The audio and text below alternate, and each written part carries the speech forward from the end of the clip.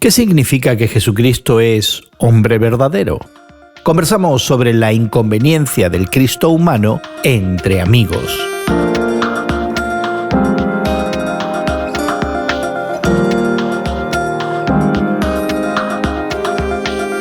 Gracias por acompañarnos entre amigos, esta conversación semanal sobre la fe cristiana y el mundo contemporáneo que tenemos Guillermo Serrano, Elsa Mazón y tu amigo Gerson García. Hoy conversamos sobre la confesión cristiana que reconoce a Jesucristo como Dios y hombre verdadero, a pesar de lo cual la humanidad de Cristo parece crear muchos problemas éticos a la cristiandad. Pero antes queremos invitarte a que te suscribas al podcast que acompaña este programa y que encontrarás en tu plataforma de podcast favorita. Nuestro podcast expande la conversación, te ofrece enlaces a los recursos y artículos que mencionamos hoy, te permite dejar tus comentarios y opiniones, dándote también acceso a nuestros archivos. Allí encontrarás otras conversaciones que pudieran interesarte. Encuéntralo como Entre Amigos con Gerson García en Spotify, Apple Podcasts, Google Podcasts, o en cualquiera de tus plataformas de podcast favoritas. Suscríbete hoy mismo. Hace poco comentábamos en nuestra conversación semanal el interés que, a lo largo de la historia, ha despertado la representación gráfica del rostro de Jesucristo. Hoy consideramos un tema que se ha debatido y que en realidad ha separado a la cristiandad de sus orígenes: la total humanidad y simultáneamente la total deidad de Jesús de Nazaret. Hoy queremos centrarnos en esa humanidad y la importancia que tiene desde el punto de vista ético. Y es que la humanidad total, completa y genuina de Jesucristo es una de las bases teológicas de la fe cristiana, ya que, entre otras cosas, permite a Jesucristo representar total, completa y genuinamente a la humanidad delante de Dios. Al ser hombre verdadero, Jesucristo es simultáneamente ese segundo Adán del que habla el apóstol Pablo y ese sumo sacerdote del que también habla el anónimo autor de la carta a los Hebreos. Pero esa afirmación teológica completa e incomprensible no es el problema que nos ocupa hoy. El problema es que, como ser humano, Jesús, hombre, total, completa y genuinamente, vivió un estilo de vida informado por valores éticos que incomodan, no encajan y en el mejor de los casos parecen inalcanzables para la mayoría de los que se llaman cristianos. El dedo en la llaga lo pone hoy James Carroll, reconocido historiador y periodista norteamericano, en su libro Christ Actually, donde se pregunta sin demasiados rodeos: ¿qué podemos creer de Jesucristo a la luz de las atrocidades que se han cometido y se cometen todavía en su nombre? Carroll, quien se confiesa católico reformista, parece querer tomar en serio esos desafíos de la ciencia, la filosofía contemporánea y la sociedad secular a una fe que en muchas ocasiones, y si somos honestos, es discordante con la ética esencial y básica de Jesucristo. Y si tienes duda de cuál es esa ética, es el ama a tu prójimo, incluso si es tu enemigo. Según Carroll, la vida de Cristo es la razón por la que la cristiandad no debería callar ante la injusticia, incluso cuando es la propia injusticia.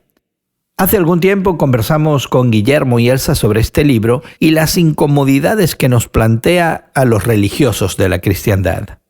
Y bueno, Guillermo, a ti te interesó mucho, tú lo has leído. Cuéntanos acerca de este libro. Este libro plantea de entrada algunas cosas que son muy chocantes para nuestra manera de ver el mundo, ¿no? Él dice que los judíos particularmente se sienten muy atacados o discriminados por el cristianismo. Se dice que en el Holocausto, le costó la vida a 6 millones de judíos. Y entonces el cristianismo nunca levantó su voz para protestar, excepto Dietrich Bonhoeffer, que fue el hombre que perdió su vida, fue ejecutado 2 semanas antes que entraran los aliados a la liberación de Europa, ¿no? Pero tiene otra cosa más que impacta mucho más todavía, creo yo, en términos de números, ¿no? O digamos del poder que se genera en el ser humano, que dice Estados Unidos es el único país que ha detonado 2 bombas atómicas en Hiroshima y Nagasaki. El término de la Segunda Guerra Mundial en el Japón le costó la vida a 250,000 de personas, a 1 millón de quemados y mutilados, y la secuencia y la secuela de esa cosa ha alcanzado la vida de millones más a través del tiempo. Y la Iglesia nunca ha levantado su voz ni ha dicho, por ejemplo, el cristianismo nunca ha dicho, o los líderes del cristianismo nunca han dicho, esto es una aberración porque nosotros valoramos la vida. Entonces él dice, estos 2 ejemplos hablan de un cristianismo que no tiene fuerza, pero no es el problema de Cristo, el problema es de los cristianos, que no tenemos la valentía para enfrentar algunas de las situaciones que están pasando en el mundo, ¿no? Entonces él dice, y eso es lo interesante para mí, es una especie de paradoja lo que plantea James Carroll, porque dice, tenemos que enfatizar al Cristo humano, el Cristo que vino, que vivió entre nosotros, que se humanó, pero también nunca debemos olvidar al Cristo divino, porque si Cristo no es divino, entonces su mensaje y su trascendencia no es mayor que la de Virgilio o alguno de los filósofos griegos. Yeah. Entonces ese es el punto para mí interesante de este libro, que cuestiona muchas de las cosas que nos están pasando hoy día como iglesia, como testigos de Cristo, ¿no? Y al mismo tiempo me da la impresión, Guillermo, que mantiene ciertos puntos de encuentro y cierta continuidad con la tradición cristiana. Estaba pensando mientras describías la intención de este libro y un poco de lo que contiene, en esta idea de Lutero viendo la teología de la cruz y la teología de la gloria, ¿no? Que son dos maneras en la tradición cristiana en la que vemos justamente lo mismo, la humanidad, la divinidad. Los primeros 8 siglos de la fe cristiana fueron justamente de debate acerca de esa realidad. Pero me inquieta algo que podría suceder cuando el énfasis en la vida de Jesús sobrepasa quizás al énfasis en la muerte de Jesús, que de alguna manera se minimiza el hecho puntual de algo que en la fe cristiana es esencial, y es que Cristo murió en la cruz pagando por los pecados de la humanidad. Y en ese sentido creo que el énfasis del libro es precisamente a imitar, ¿no? como un estándar moral, ¿no? Como el mensaje central quizá de Jesús, y pues claro, hay parte de eso, por supuesto, pero sí, como decías, Gerson, no en verlo como esa obra de sustitución expiatoria, ¿no? Ese pago por nuestras culpas, por nuestros pecados, que es como vemos precisamente más la obra de Jesús en nuestro favor. Pero habría que preguntarse si la vida de Jesús también es un acto redentivo, no solamente la muerte. Claro, claro que sí. Su vida nos trae no solamente un ejemplo a seguir, sino también una transformación que nos viene desde dentro y que solamente puede venir no solamente desde dentro, sino desde arriba, ¿verdad? La vida de Cristo, recordemos, es una vida intachable. En los seminarios te dicen, ¿era posible para Cristo pecar? ¿Sí o no? Y sí. Y hay silencio siempre. Y hay siempre un gran silencio, ¿no? Porque como Dios, no hay nada imposible para Dios. Claro. Pero también como un ser santo, justo, perfecto, quien es todo amor, algunos teólogos dicen, no, Cristo no podía pecar.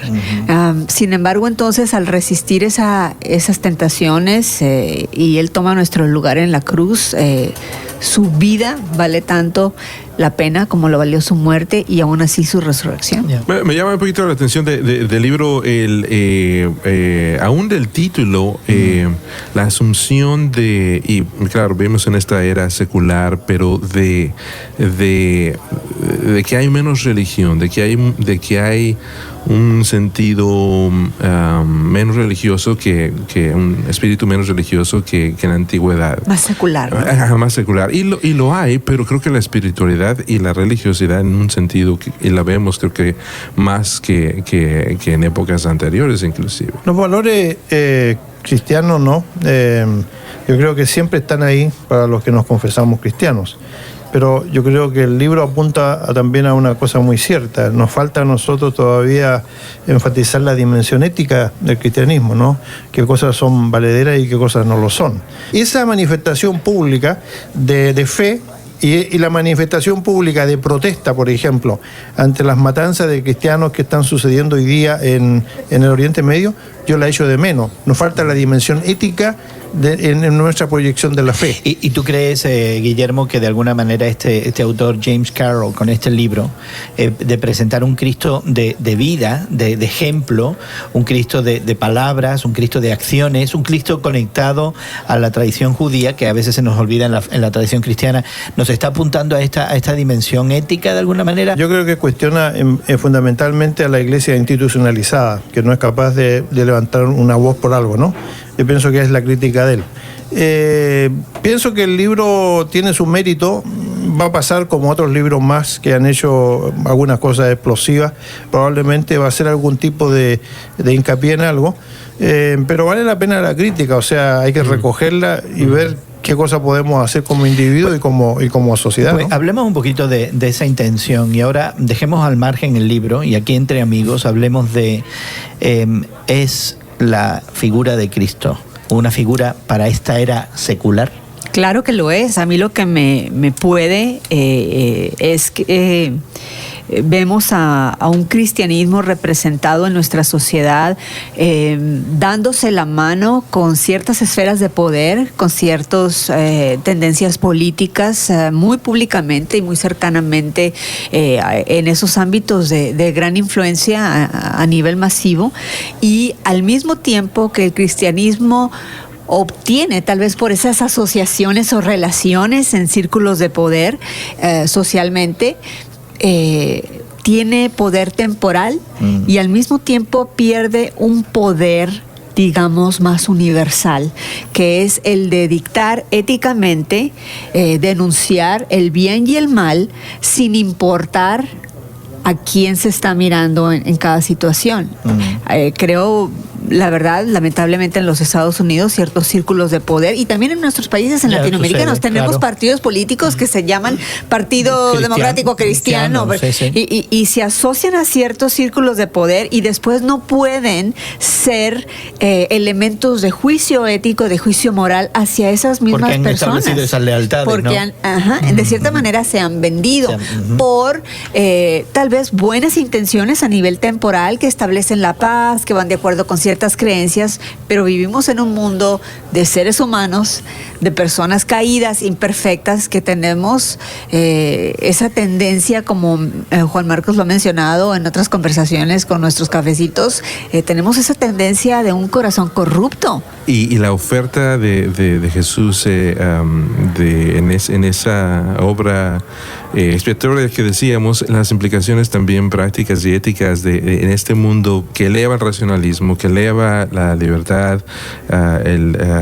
sexual y el consumerismo, no al mismo tiempo, las implicaciones apuntan al mito de que el progreso, por ejemplo, de que a través de las compras podemos encontrar ese propósito de nuestra vida que solamente tenemos en él, y que, por ejemplo, la autenticidad que tanto valoramos en nuestro mundo de hoy, al final de cuentas no nos lleva a esa felicidad, pero muchas veces a ataduras y situaciones de quebrantamiento en nuestra propia vida a la hora de expresarlas prácticamente en la vida, ¿no? Lo que promete gratificarnos y darnos verdaderamente lo que necesitamos, al final se muestra vacío. A través de lo que nuestra sociedad de hoy valora. Como son nuestras tres cosas, ¿no? Que el consumerismo, no el racionalismo y la libertad sexual.